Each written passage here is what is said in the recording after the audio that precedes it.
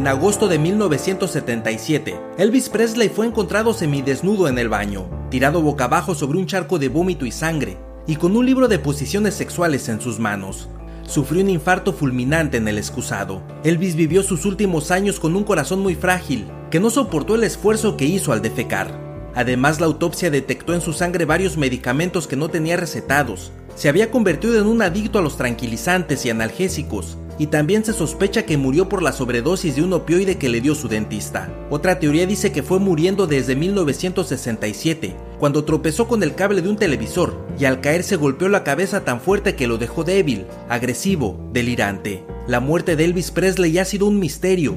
No se sabe exactamente si murió por un mal genético que le fue destruyendo la salud, si un estreñimiento severo le provocó un infarto, si alguien lo asesinó con un mal suministro de medicinas, o fue una caída que le provocó una lesión craneal. Lo que es cierto es que por muy trágico que haya sido su final, su muerte no fue tan traumática como su vida. La verdadera tragedia de Elvis duró 42 años, y fue su propia familia.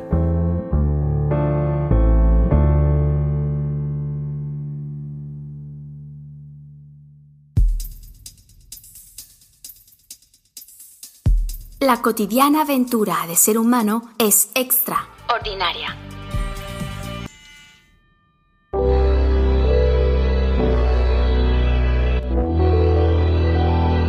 La tragedia de Elvis empezó el mismo día en el que nació.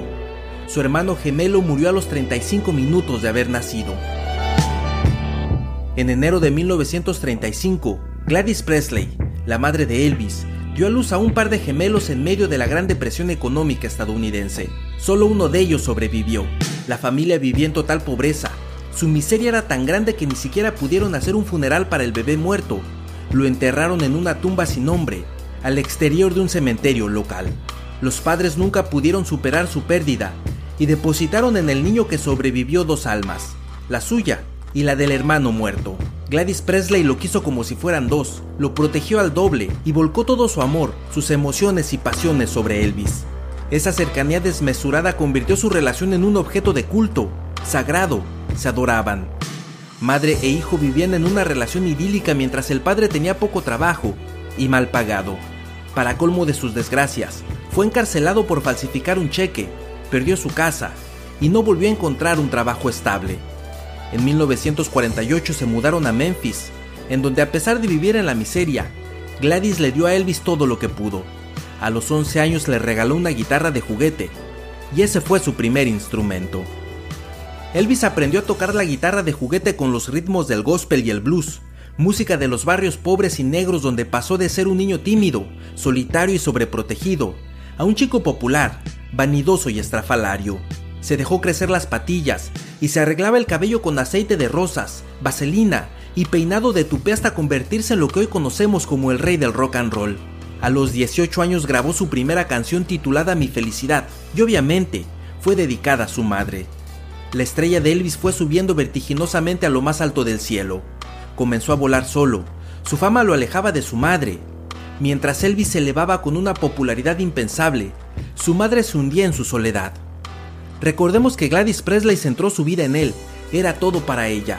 Él transformó el dolor de la pérdida de su primer hijo en un amor sobreprotector. Era su acompañante eterno, su razón de vivir y el que cargaba el alma de su bebé muerto. Su amor de madre se mezclaba con obsesión, admiración, adoración y control.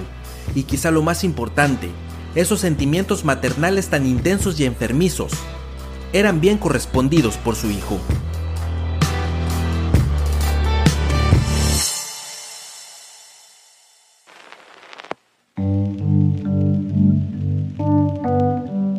La fama y popularidad de Elvis crecía al mismo ritmo que la depresión de su madre. La mujer iba perdiendo a su hijo, su posición más valiosa. Elvis era un ídolo total, tenía toda la fama posible, una riqueza incuantificable, y era el objeto de deseo de millones de mujeres. Además de ver el crecimiento y alejamiento de su hijo, Gladys no se acostumbraba a la opulencia, se codeaba con las familias más ricas del país, pero extrañaba la pobreza a la que estaba acostumbrada. La mujer no sabía ser la madre de un rey, y se refugió en el alcohol y las pastillas para adelgazar. Le dolía la fama de su hijo, que iba terminando con el mundo perfecto que habían formado entre ellos. En 1958 todo empeoró. Su adicción, su lucha contra la obesidad y la tristeza de que su hijo tuvo que viajar a Alemania para cumplir con su servicio militar. Gladys se enfermó de hepatitis debido a su alcoholismo y su obsesión por bajar de peso. Elvis regresó de Alemania y la encontró con vida, pero pocos meses después, Gladys Presley murió. Apenas tenía 46 años.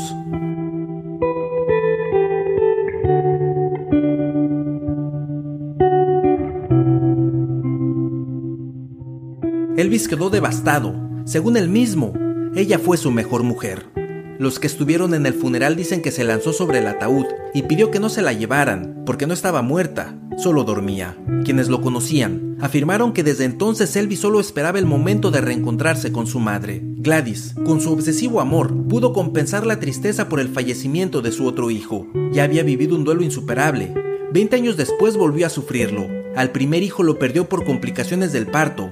Al segundo, el que llevaba el alma de los dos, lo perdió ante la fama, el dinero y el éxito internacional.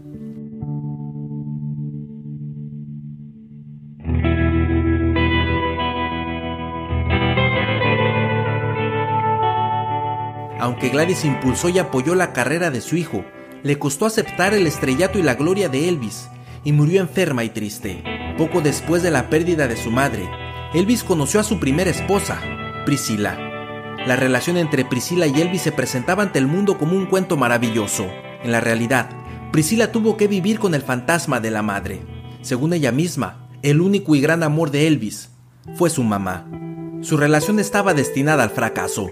A los pocos años se divorciaron. Una vez, en televisión nacional, Priscilla confesó que no hicieron el amor por años, que Elvis le pedía que lo tratara como a un niño, que se encerraban por días en un cuarto oscuro y húmedo, para imaginarse que había regresado a la matriz de su madre.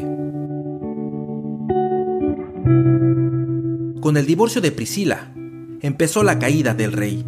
Luego tuvo varias novias con las que prefería mantener relaciones místicas y no sexuales. Todo Elvis colapsó, las ventas de sus discos se desplomaron, él vivía descontrolado, perdido en su propia burbuja, autodestruyéndose. Le gustaba presumir sus conocimientos de karate y sus conversaciones eran incoherentes. Estaba enloquecido. Se encerraba por días a leer libros de numerología y espiritualidad. Sus presentaciones en vivo eran vergonzosas. A veces daba conciertos en 2 países en un día. La prensa reportaba que estaba gordo, adormilado, ido, desafinado y olvidaba las letras. Se rodeó de un grupo de aduladores que solo buscaban sus regalos. Se les conocía como la mafia de Memphis. Elvis derrochaba dinero en mansiones, joyas y coches, y se empezaba a quedar en quiebra.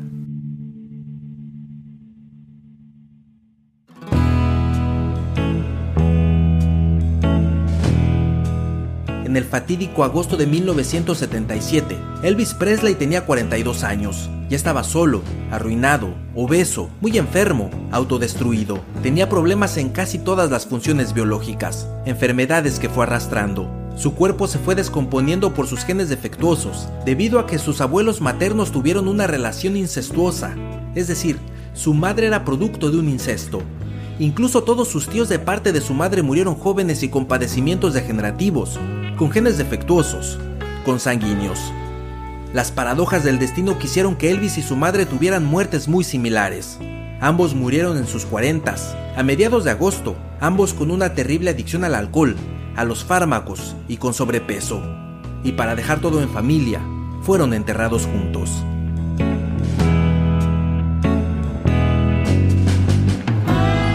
Seguramente fue muy difícil ser Elvis. Antes de él nadie había tenido una fama como esa.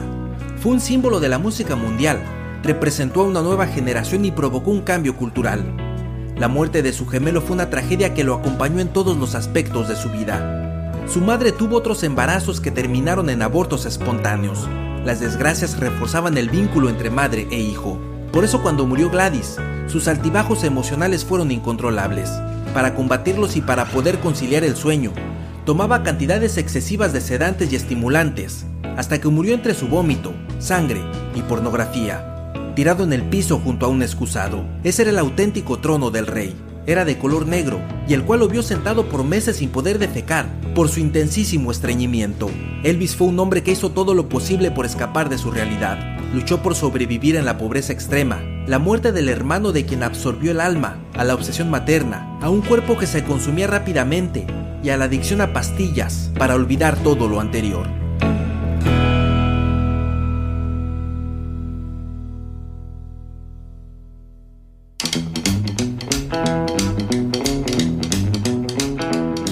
La historia del hermano muerto también tiene una fascinante teoría conspirativa que afirma que el gemelo no murió. En realidad la familia era tan pobre que no podían mantener a los dos hijos y decidieron vender a uno. Cuando Elvis alcanzó la fama y se convirtió en un ícono de la cultura estadounidense, la CIA descubrió la historia del gemelo. Años después, en 1959, Elvis murió en un accidente automovilístico.